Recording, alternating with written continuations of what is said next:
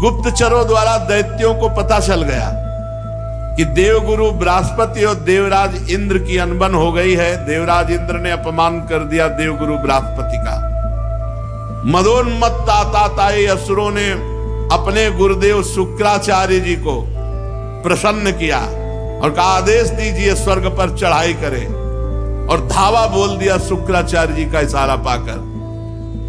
देवताओं पर ऐसे अस्त्रों की वर्षा की, काट काट के फेंक दिया देवताओं को। बहुत बलवान दैत्य, किसी की मस्तक, किसी की जंघा, किसी की बाहु। देवराज इंद्र बचे हुए देवताओं के साथ भागकर ब्रह्मा जी की ब्रह्मलोक पहुंचे। ब्रह्मलोक में शरण ली।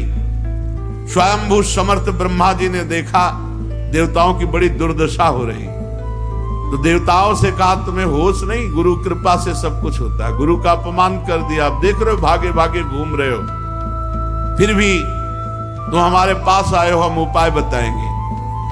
देवताओं, सचमुच इस संसार में कोई इतना महान नहीं है जो अपने गुरुदेव का अपमान करके सुरक्षित रह सके। हरि हरि हरि, तुम लोगों ने ऐसा अपराध किया जिसका कोई तोड़ ही नहीं है। गुरु अपराध। ब्रह्म ज्ञानी, वेदज्ञ, संयमी ब्रह्म ऋषि गुरुदेव पद पर विराजमान, उनका अवहेलना, अपमान तुम्हारा नाश तो कर ही देगा। देवताओं, तुम्हारे इसी अधर्म का फल है कि तुम देवता समुद्रशाली होकर के भी शत्रुओं से नीचा देख रहे हो और भागना पड़ा स्वर्ग से। देवराज देखो, तुम्हारे शत्रु गुरुदेव शुक्राचार्य का जब तिरस्कार किए थे तब वो निर्बल और निस्तेज हो गए थे। अब उन्होंने अपने गुरुदेव को रिझा लिया है। अब उनके सामने तुम टिक नहीं सकते, क्योंकि शुक्राचार्य जी की कृपा है दैत्यों पर। शुक्राचार्य को अपना आराध्य मानने वाले ये दैत्य लोग स्वर्गलोक या ब्रह्मलोक भी छीन सकते हैं, क्योंकि गुरु को रिझा लिया तो कुछ भी प्राप्त किया जा सकता है। जे गुरु चरण रेणु सिर धरहि, तेजन सकल विभव बस करहि। वो मेरा ब्रह्मलोक भी छीन सकते हैं अगर वो चाहें तो, क्योंकि गुरु उनके अनुकूल है। भृगुवंशी अर्थशास्त्र की पूरी शिक्षा दे रखी है। इन दैत्यों को शुक्राचार्य जी ऐसे पढ़ाए हैं कि तुम लोग भेद ही नहीं समझ सकते कि वो क्या करना चाहते हैं। इसलिए मेरी सलाह है, और इसे गुप्त रखना।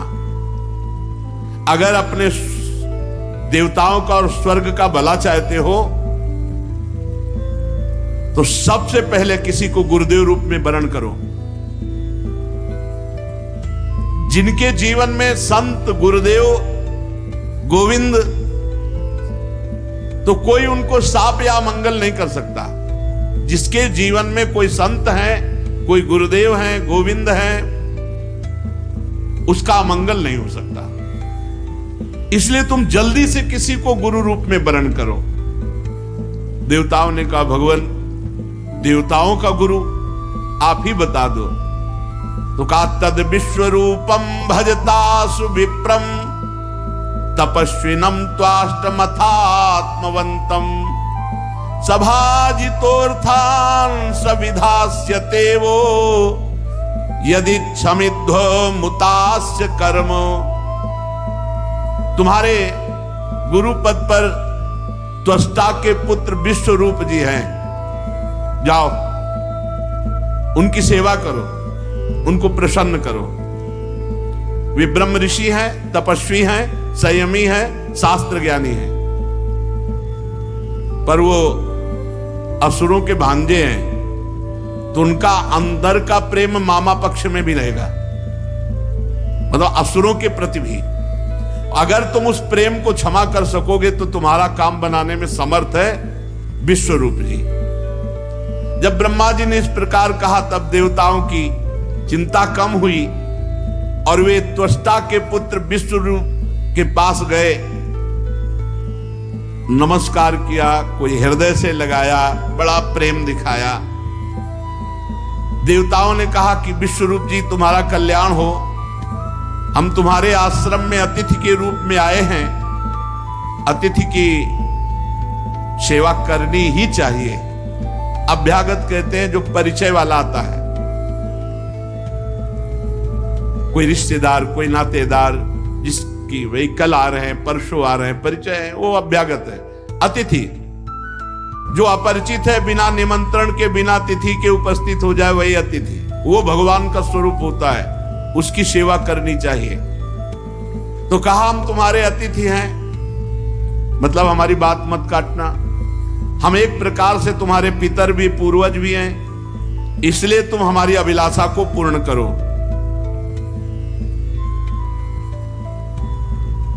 देखो, आचार्य और वेद, पिता, ब्रह्मा, पृथ्वी और इंद्र, ये सब परम पूजनीय हैं। इनकी ज्यादा अवहेलना नहीं करनी चाहिए। हमारी बात सुनो, हम तुम्हारे पितर हैं, शत्रुओं ने हमें पराजित कर लिया है। और शत्रु जिनको कह रहे हैं, इनके मामा हैं विश्वरूप के। हम बड़े दुखी हैं, तुम बड़े तपस्वी हो। हमारा दुख, हमारी पराजय तुम टाल सकते हो, तो पहले तो हम प्रार्थना करते हो, फिर आज्ञा देते हैं। श्रेष्ठ देवता होने के कारण आज्ञा देते हैं। तुम्हारे यहां हम आए हैं दैन्य भाव से, तो इसलिए प्रार्थना भी करते हैं। तुम ब्रह्मनिष्ठ हो, तुम हमारे गुरु पदवी पे विराजमान हो जाओ। हम तुम्हें गुरु रूप से वर्ण करते हैं, शत्रुओं पर विजय प्राप्त करने के लिए। देखो, शास्त्र कहता है यदि ज्ञानी हो, तपस्वी हो, तो अपने से अवस्था में छोटा भी हो तो उसके पैर छूने चाहिए। उसके चरण छूना निंदनीय नहीं है, क्योंकि वो बंदनीय पुरुष है। आप बंदनीय हो, आप वेद ज्ञान, शास्त्र, तपस्या सब में श्रेष्ठ हो। इसलिए देवता तुम्हें प्रणाम करते हो। तुम गुरु रूप में विश्वरूप जी से कहा। विश्वरूप जी ने कहा, ना ना, ये कुल गुरु का काम हम नहीं करते। हम तो ब्रह्म ऋषि, तपस्या परायण रहते, ये हम नहीं करेंगे। विगर हितम धर्मशीलैर ब्रह्मवर्च उपव्ययम, पर ठीक अनुष्ठान करके और मंत्र के द्वारा उसके बड़े नियम तो बच जाए, नहीं तो प्रायः फिर पापों से लिप्त ही हो जाता है। धर्मशील महात्माओं ने इसकी निंदा की है, मैं इसे नहीं करूंगा। पहले शब्द में विश्वरूप जी ने मना कर दिया। पर आप अतिथि रूप से आए हैं और आप कह रहे हैं मैं पितर रूप से आज्ञा करता हूं। देवराज इंद्र और लोकेश्वर देवताओं, तुम प्रार्थना भी कर रहे हो और आज्ञा भी कर रहे हो। इस स्थिति में मैं ना भी नहीं कर सकता। आपकी आज्ञा पालन करना, आपकी प्रार्थना स्वीकार करना, दोनों रूपों में। लेकिन आप समझ रहे हैं, मैं केवल प्रार्थना स्वीकार कर रहा हूं। अकिंचनानाम ही धनम शिलोंचनम तेनेह निर्वर्तित साधु सत्क्रिया कथम विगर्हम न करोम्यधीश्वरा पौरोध संहृष्यति न दुर्मति। हमारे पास जो तपस्या उसका कारण है, हम अकिंचन हैं, कभी किसी से हाथ फैला के नहीं लेते।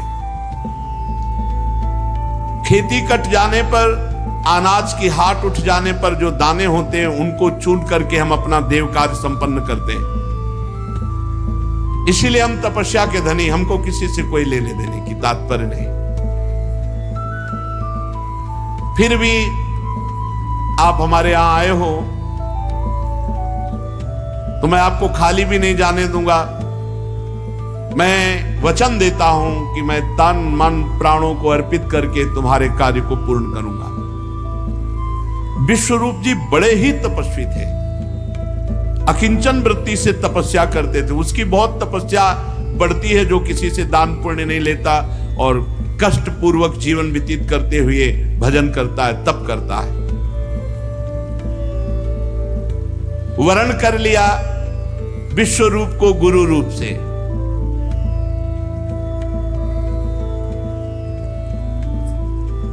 शुक्राचार्य जी ने अपने नीति बल से असुरों को बहुत परिपक्व और सुरक्षित कर दिया था।